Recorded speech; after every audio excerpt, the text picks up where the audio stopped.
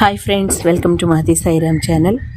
కంచి స్వామి వినోబా భావే ఇరువురు మహాపురుషులు సమావేశమై మాట్లాడుకుంటున్నప్పుడు లోకానికి వారు ఒక కొత్త వెలుగు చూపిస్తారు, ఒక నవీన సందేశాన్ని వినిపిస్తారు. కామకోటి పీఠాధిపతి ఆచార్య వినోబా భావేల మధ్య జరిగిన సంభాషణ అందుకు చక్కని ఉదాహరణ. శ్రీ వినోబా భావే గాంధీ అనుయాయంలో ప్రథమ శ్రేణిలోని వారు, భూదానోద్యమ నాయకులు. అయినా కేవలం రాజకీయ నాయకుడే కాడు, బహుశ్రుతుడు, భాషా కోవిందుడు.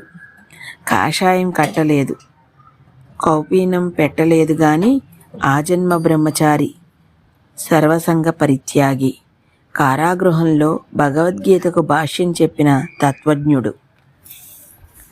1956 జూన్ నెల 7వ తేదీ 3 రోజుల ఉపవాసానంతరం శ్రీ వినోబా భావే దక్షిణ దేశంలో తన పర్యటన ప్రారంభించారు.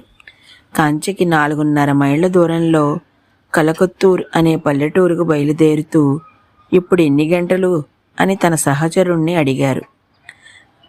7:30 అయింది అని వారు సమాధానం చెప్పారు.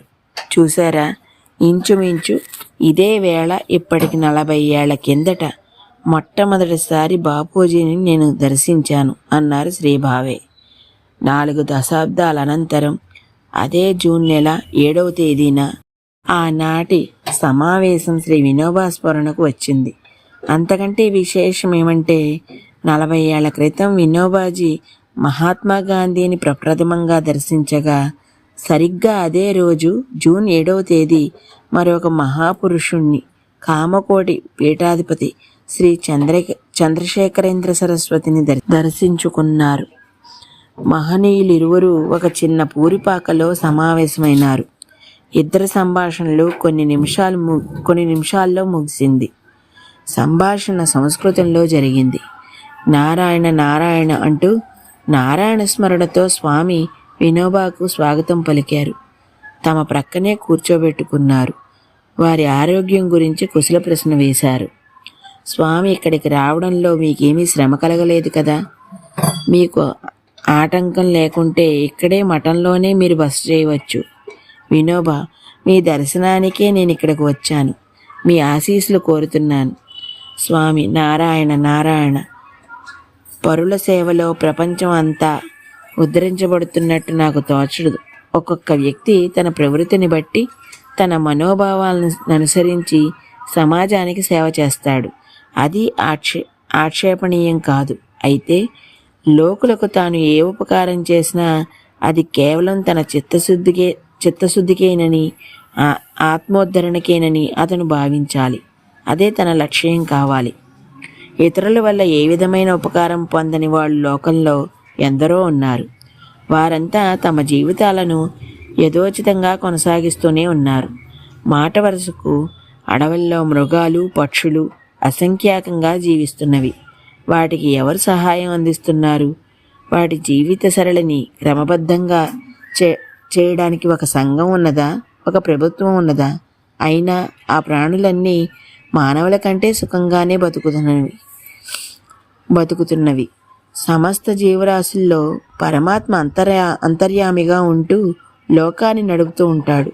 సంఘంలో ఉండే ప్రతి వ్యక్తి తన విధాయక ధర్మం ఏదో తెలుసుకొని స్వధర్మాన్ని విస్తరించినట్లయితే అదే పరమేశ్వరుడికి నిజమైన సేవ. శ్రీ వినోబా, నేను కూడా అదే అభిప్రాయంతో ఉన్నాను. స్వామి నారాయణ నారాయణ. నాకెంతో సంతోషం. అలాగే స్వామి మరో 2 ఉపమానాలు కూడా చెప్పారు. స్వామి వినోబాకు ఈ క్రింది 2 ఉపమానాలు వినిపించారు. చెట్టును పోషించాలంటే చెట్టు కుదుట్లో నీరు పోస్తే చాలు. చెట్టు తాలూకు వేళ్ళు ఆ నీరుని తాగి కొమ్మలకు, రెమ్మలకు, ఆకులకు, మొగ్గలకు అన్నింటికీ ఆహారం అందజేస్తాయి. ప్రత్యేకంగా ఒక్కొక్క ఆకుకు, ఒక్కొక్క మొగ్గకు ఆహారం అందించనక్కర్లేదు. నోటితో మనిషి భుజిస్తాడు.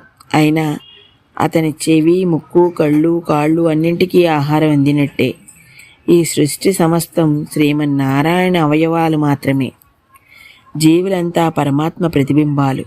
పరమాత్మను అలంకరిస్తే జీవులందరినీ అలంకరించినట్లే. లోకసేవ చేయడానికి భగవత్ సేవ సులువైన మార్గం. సర్వే జనా సుఖినో భవంతు అని దేవుణ్ణి ప్రార్థిస్తామన్నారు స్వామి. స్వామి నాకు భగవంతునితో సమానుడు కాదు, భగవంతుడే అంటూ ఆచార్య వినోబా స్వామి వద్ద సెలవు పుచ్చుకున్నారు. ఈ రోజుకి ఇక్కడితో ఆపుతున్నాను. మిగతాది రేపు చెప్తాను. అంతవరకు ధన్యవాదాలు.